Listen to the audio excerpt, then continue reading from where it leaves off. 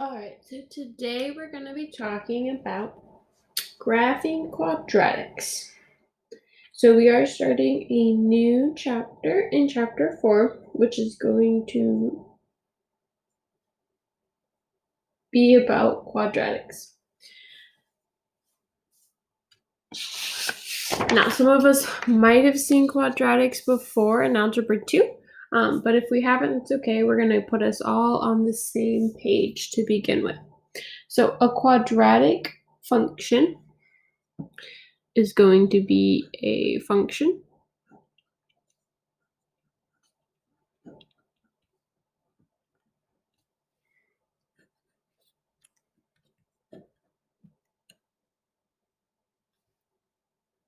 with a degree,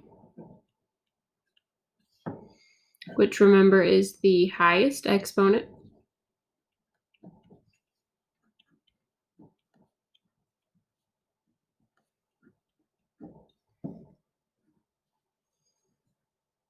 of 2.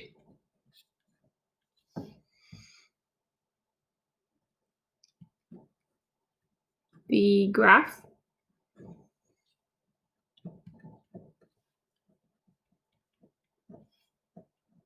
will be a parabola.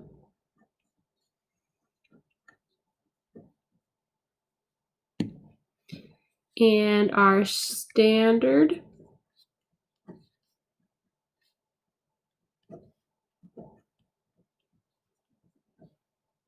form is going to be f of x equals ax squared plus bx plus c.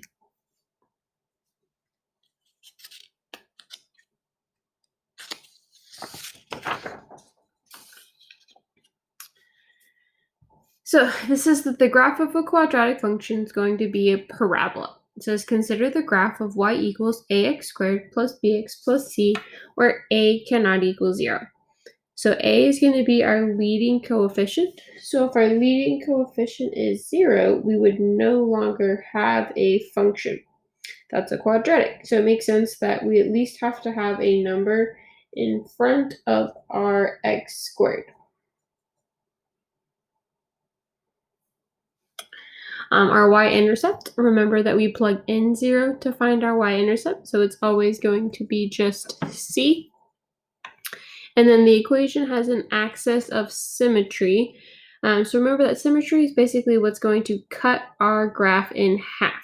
And so our axis of symmetry is going to be given by x equals negative b divided by 2a. So that's going to be this imaginary line that goes right through the middle of our graph. And then the x-coordinate of the vertex, so the vertex is going to be this lowest, or it can also be the highest point if it is a parabola that is opening down instead. And the x-coordinate of our vertex is going to be on that line of symmetry, and so it's going to be negative b divided by 2a. So it says consider f of x equals x squared plus 4x minus 3.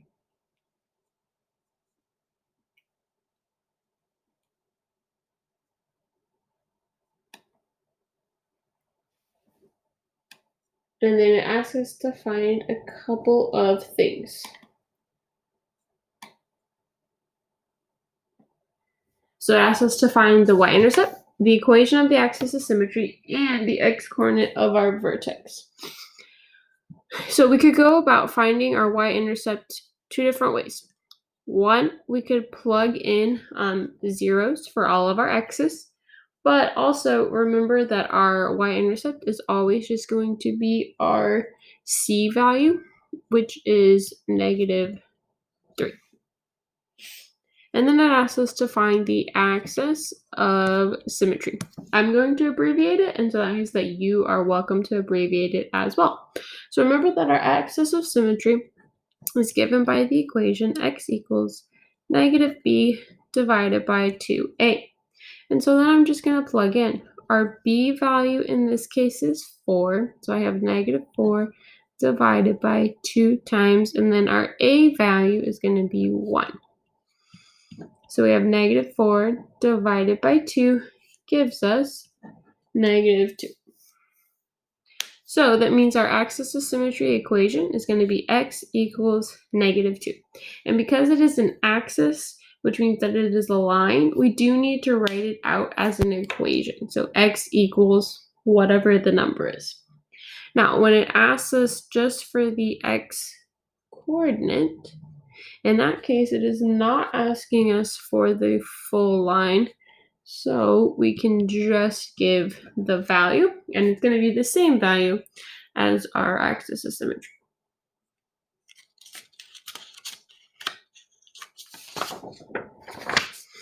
Next up, it says make a table of values that includes the vertex. Select 5 specific points with the vertex in the middle and 2 points on either side of the vertex, including the y-intercept and its reflection. Use symmetry to determine the y values of the reflections.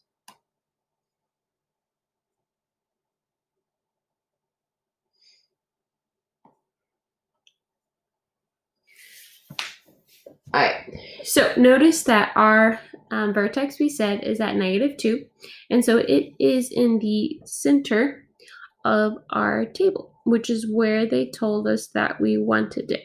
And that's going to be important because remember we said that our vertex lies on the axis of symmetry, which means that whatever is happening on the left side of our vertex is also going to happen on the right side of our vertex. And that's going to be really helpful when we start trying to fill in those values. And we'll look at that in just a second. So on our first one, they ask us to plug in negative 6. So I would have negative 6 squared plus 4 times negative 6 minus 3. We'll notice that if we square that, we get 36 minus 24 minus 3, which is going to give us 9. So the point would be negative 6, 9. Then we would want to do the same thing with our negative 4. So plugging in negative 4 squared plus 4 times negative 4 minus 3. So 4 squared gives us 16 plus a negative 16, which gives us 0, minus 3 gives us negative 3. So our point is going to be at negative 4, negative 3. Continuing on, we're going to have negative 2 squared plus 4 times negative 2 minus 3. So negative 2 squared gives us 4. This is going to give us negative 8 minus 3. So we have 4 minus 8 minus 3 gives us negative 7. So our point value is going to be negative 2, negative 7. Now we can continue on and plug in 0 and 2 the same way that we did the others. However, instead, we're going to use our symmetry that it told us to use to find these 2 point values without actually having to plug in. And the way that we can do that is notice that negative 4 is 2 steps away from our vertex, which is at negative 2. And then negative 6 is 2 more steps away from negative 4. Now, just because we're going in the opposite direction, right, doesn't mean anything. I'm still 2 steps away at 0, and then 2 more steps away at 2.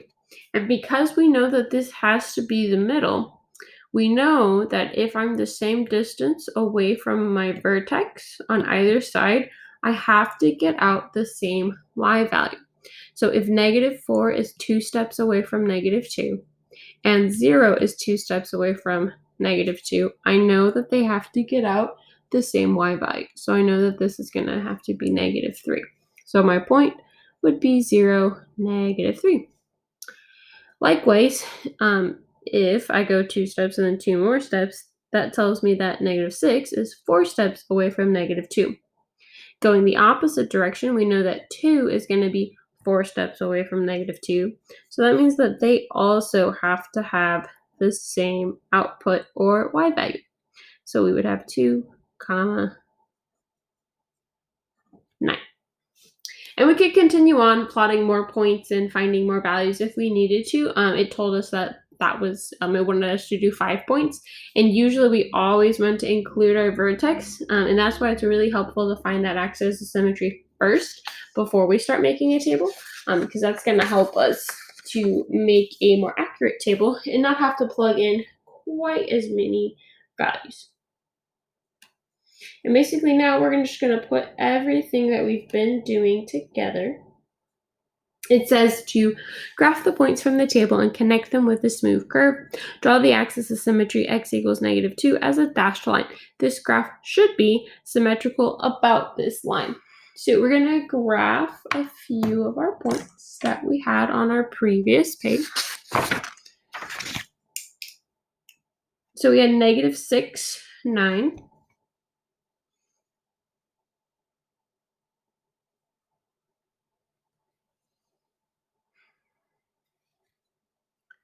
And -4, -3.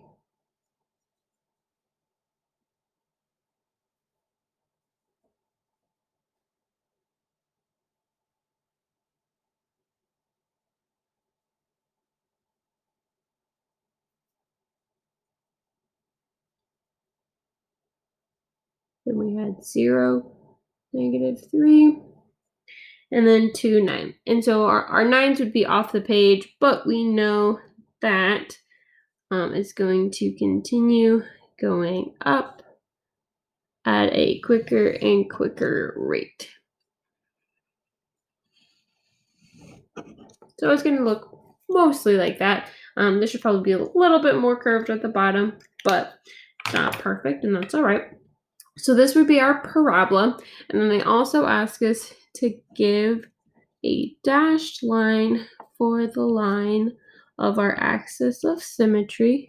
So this is going to be at x equals -2.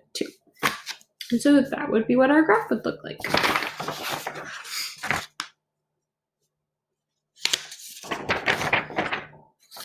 Now, an important key about our parabola is going to be whether it's facing up, which means that we have a minimum on our graph, or whether it's facing down, which means we have a maximum on our graph. And what's going to determine that is going to be this number at the front, our a value. If our a is positive or bigger than 0, we know that it's going to open up and have a minimum value. If our a is less than 0, we know that it's going to open down and have a maximum value. Now, the important thing to note is that when we're talking about a minimum or a maximum, we are talking about the y value. So notice that my x's are going to go on forever in both directions, so it doesn't make sense to talk about a minimum or maximum x value.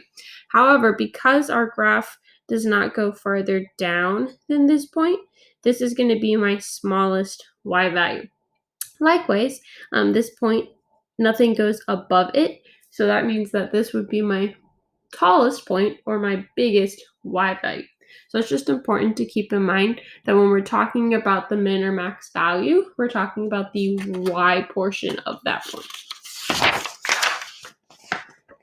All right, so this says to consider f of x equals -4x squared plus 12x plus 18. And again, they ask us to find some information. So they say determine whether the function has a maximum or minimum value. Well, notice that our a value is equal to -4. So that means that it's going to open down, which means that we're going to have a maximum. So then it says to state the maximum or minimum value of the function. Now, we did say that this is the y value. However, we can't just find the y value of our vertex. There's not like a formula for it. But remember back to like our previous formulas, we do have a formula for our x value of our vertex. So what we're going to do is we're going to find that x value of our vertex, plug that back into our function, and that will give us our y value. So remember that our formula is x equals negative b divided by 2a. So plugging in from our formula, we have negative 12 divided by 4 times, negative 4 times 2. So we get a negative divided by a negative gives us a positive. And so reducing that fraction, we get 3 halves. So like I said, this is our x value. But remember, we talked about that our minimum or maximum value is going to be the y value. So we need to plug that 3 halves back in order to get that. So we would have negative 4 times 3 halves quantity squared plus 12 times 3 halves plus 18, which, reducing all of that down, is going to give us 27. So then it asks us to state the domain and the range of our function. So hopefully we've been introduced to our 2 different notations. If we haven't, then we're going to look at them now. So remember that our domain is going to be our x values. And there are 2 different ways that we can write this out. We can either write out all real numbers, or because mathematicians are super lazy, we like shorthand notation for anything that we can. We can also write a double-backed R to represent all real numbers. They mean the same thing. If I use it, that means that you can also use it. So if you don't want to write out all real numbers, you can always use the double-backed R. The other way that we could write this would be our interval notation. And so we would say that that goes from negative infinity to positive infinity because it's all the numbers. Now our range is going to be a little bit different. So remember that our range is going to be our y values. So if we wanted to use this same interval notation, because this is going to be the maximum, that means that we can be any number below 27. And remember that our numbers continue on forever. So it's going to be from negative infinity all the way up until we get to 27. Now, when we're doing our interval notation, if I'm using parentheses, that means that it cannot equal whatever number is right here. Up until now, I've been using infinities, and technically, because infinity is not a number, we can never actually equal infinity. But with our parabola, we can equal the y value of 27. So what we put instead, when it can equal it, is this like square hard bracket. And so this would mean that I can be anything below or at 27. I'm just not going to be anything above it. Or the other notation that we have is called set builder notation. And so we use like the fancy bracket. I know that mine aren't super pretty, but it gets the job done. And then we're going to put y, and then we're going to put a vertical line. The vertical line stands for such that. So we're saying it's going to be a y value such that my y value is less than or equal to 27. Now, I don't care which of these notations that we use, but we do need to use one of them. If we just said y is less than or equal to 27, I would take off like a point or a half of a point, depending on how much of the problem that was for. So just be careful with that. The only thing I would say is make sure that we're at least comfortable enough that if I give you one of these notations like in a problem, that we can interpret it. If you're giving me an answer, I don't care which one you use. However, I might give you a problem that has one of these notations, so you would need to at least know them well enough to be able to understand what they mean.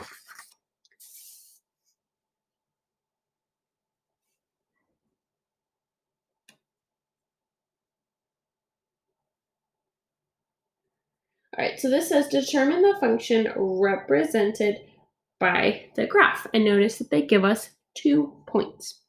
So it does say a function, and we can tell that that's a parabola. So we know that our standard form equation is ax squared plus bx plus c. So we know we're trying to get some equation in this form that would give us out this graph. Well, we have two pieces of information. One, we have our y-intercept is at -6, and two, we have that our vertex is at -1, -7. Now recall that our y-intercept gives us our c value. So we know that c is going to equal -6.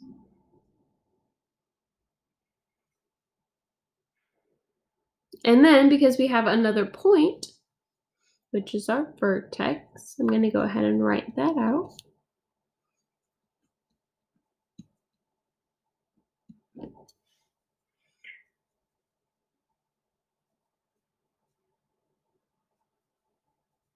I'm going to use my x equals -b divided by 2a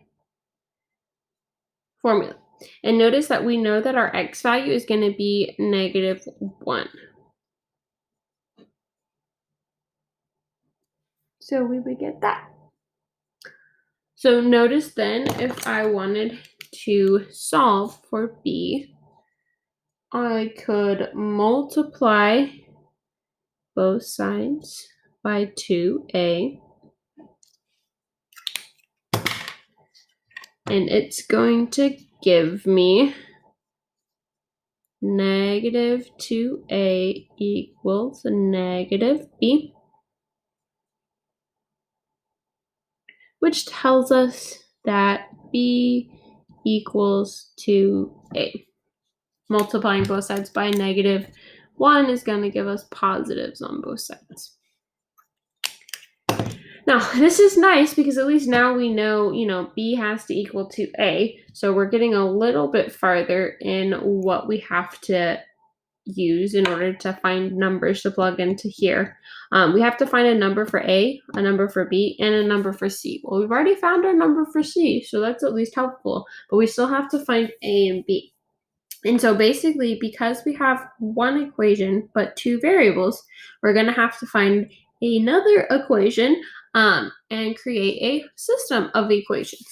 So the other thing that we're going to use is, we know that from my function, I have f of x equals ax squared plus bx, and we've already found c to be -6. Well, then what we're going to do is we're going to take the point, our other point that we used.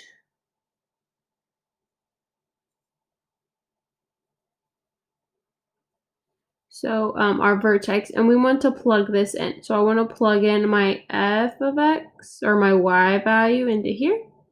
And I want to plug my -1 into my x's. So I end up with -7 equals a times -1 squared plus b times -1 minus 6. So simplifying that, I get -7 equals, well, -1 squared is just going to be 1, so I have a, and then minus b minus 6. Adding my 6 over to the other side, I get -1 equals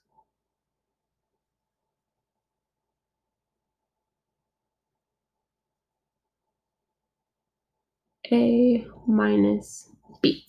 Okay, so now I have a system of equations. I have two equations, two variables, and we've looked at a couple of different ways to solve this. Remember, we had substitution, elimination, graphing, and matrices there at the end.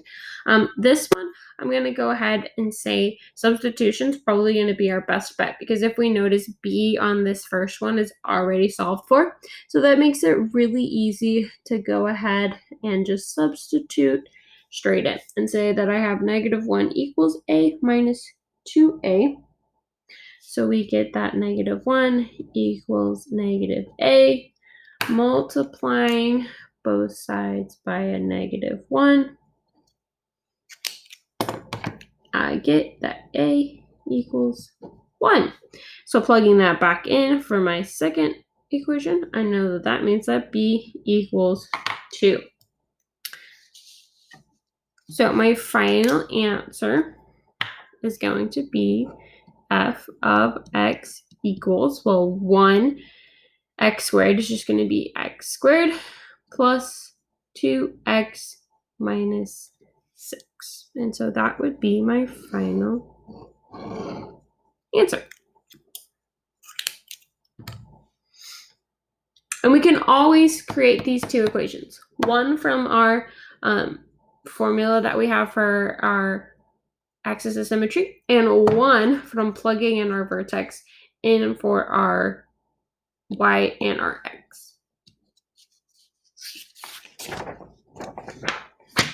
All right, so the whole purpose of graphing our quadratics is to be able to use those graphs to help us solve equations. So we've been looking at quadratic functions, but we also have quadratic equations, and they're very similar with just one key difference.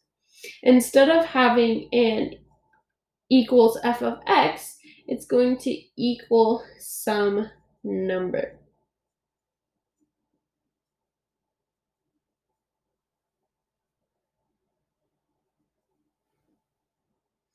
So a quadratic equation is going to be of the form 0 equals ax squared plus bx plus c. So notice that our right side is the same exact that we had for our standard form of our quadratic function. The only difference now is instead of being equal to f of x, it's equal to 0. And this is what's going to allow us to be able to solve for x. So our other two new vocab are going to be roots and zeros. So roots are going to be solutions to a quadratic equation.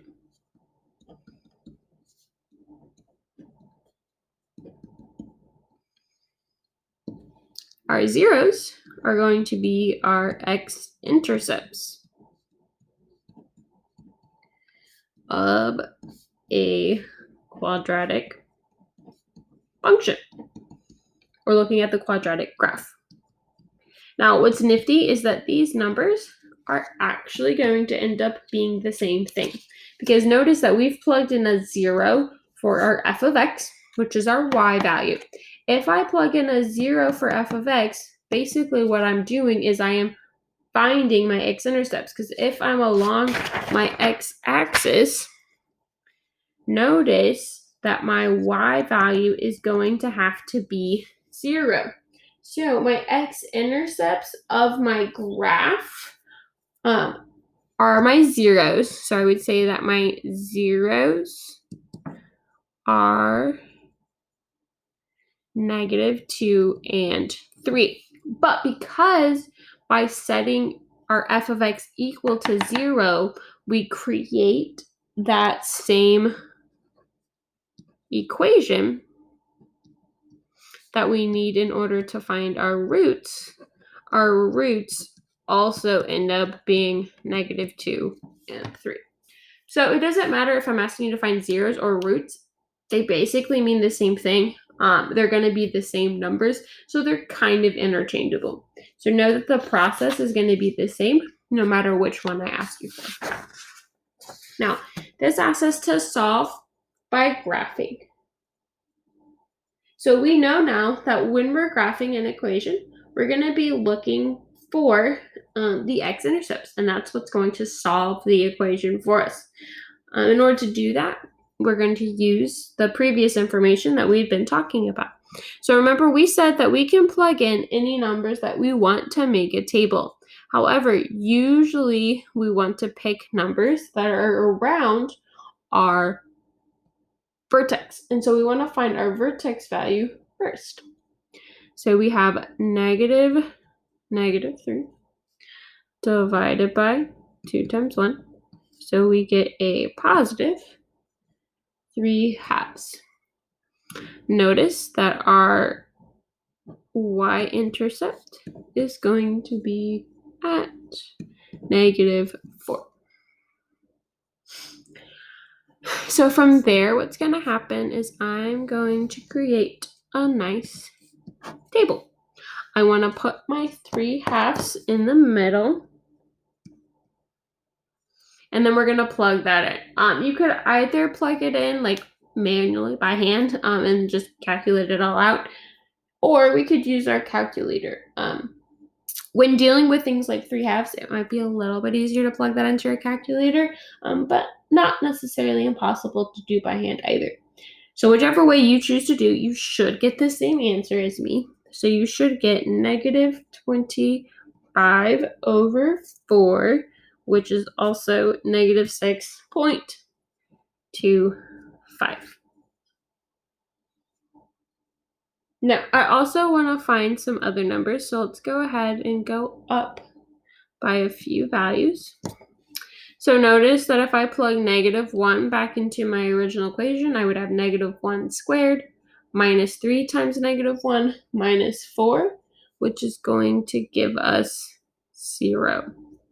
If I plugged in 0 here, I'm going to get out -4, which makes sense because that's going to be our y-intercept. And if I plugged in 1, I get -6. So I'm going to go ahead and plot those points. So I have -1, 0, 0, -4, 1, -6,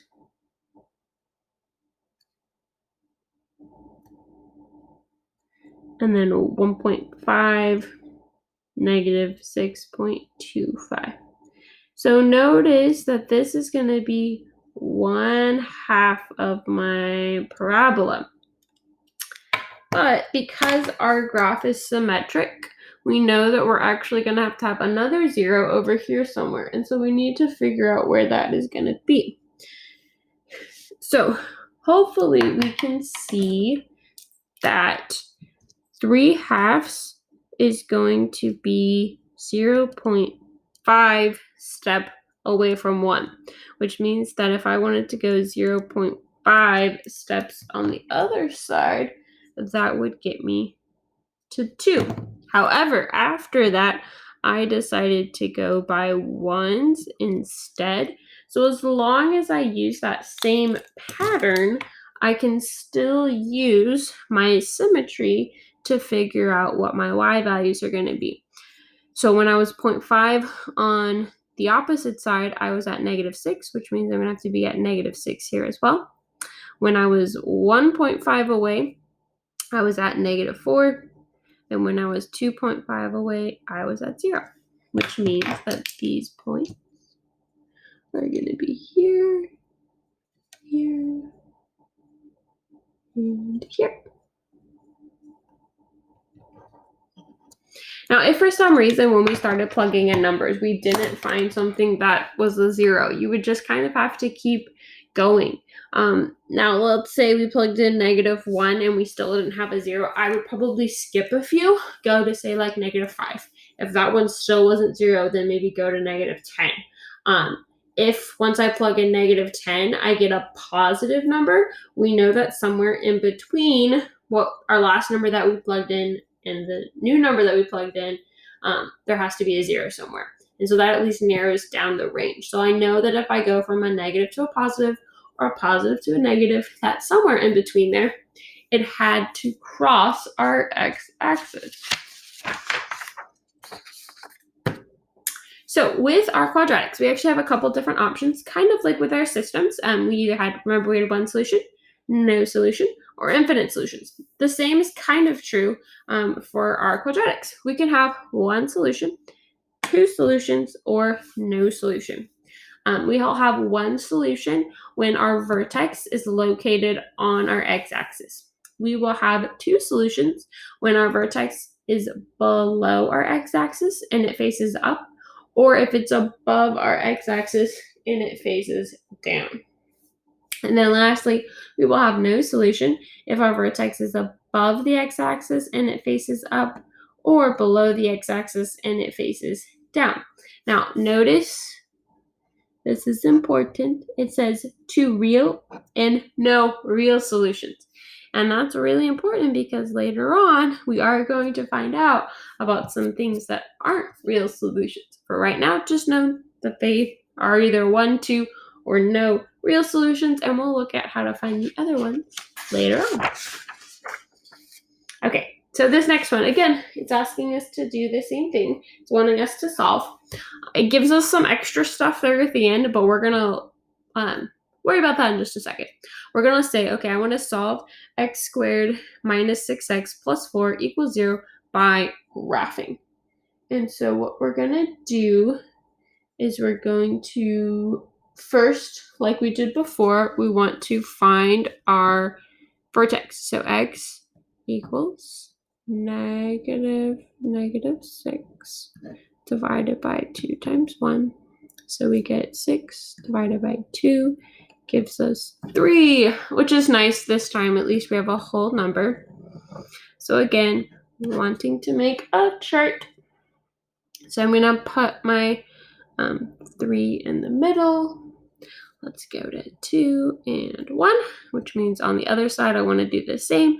So we would have 4 and 5. Again, you could either plug this in by hand or plug it in using your calculator. Either way, you should get the same values as me. So if I plug in 3, I'm going to get out negative 5. If I plug in 2, I'm going to get out negative 4. And if I plug in 1, I'm going to get out negative 1. And then using my symmetry, I know that 4 is also going to have to be at negative 4. And 5 is also going to have to be at negative 1.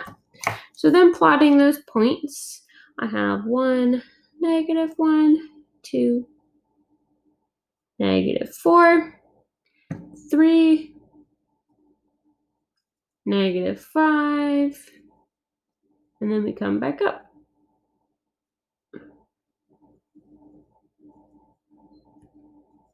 Well, notice just from these points, as of right now, we do not have an x-intercept, which means that we do not have a solution.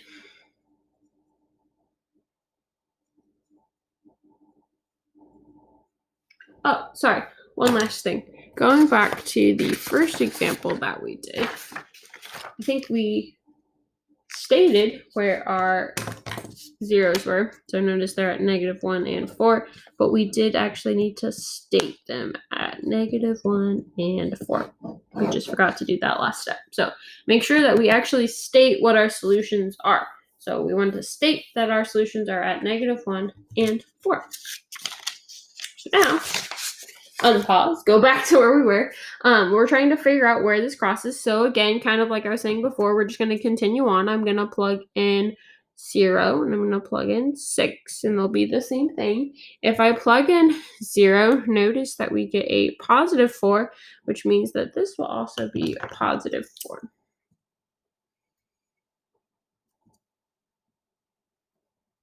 So we know now that I do have 2 intercepts. The only thing is we don't quite know where those numbers are. Now, you could say, okay, we'll plug in 0.5 and plug in 5.5. Well, if we still don't get a 0, then we could plug in 0.25. We could plug in 0.2. We could plug in 0.1. You could plug in an infinite number of zeros and still not get exactly where it is. And so that's what it means by if exact roots cannot be found, state the consecutive integers. So I know that my solutions are going to have to be between 0 and 1 because that's where we go from positive to negative, and then between 5 and 6 because that's where we go from a negative to a positive. And this is kind of the downside to graphing, is that if you're going to end up with something that's a fraction or a decimal, it's not going to be super easy to find. And so that's where we're going to have some other methods, just like we did, remember back to our systems of equations, we had different methods. We're going to learn some other methods in our next lesson.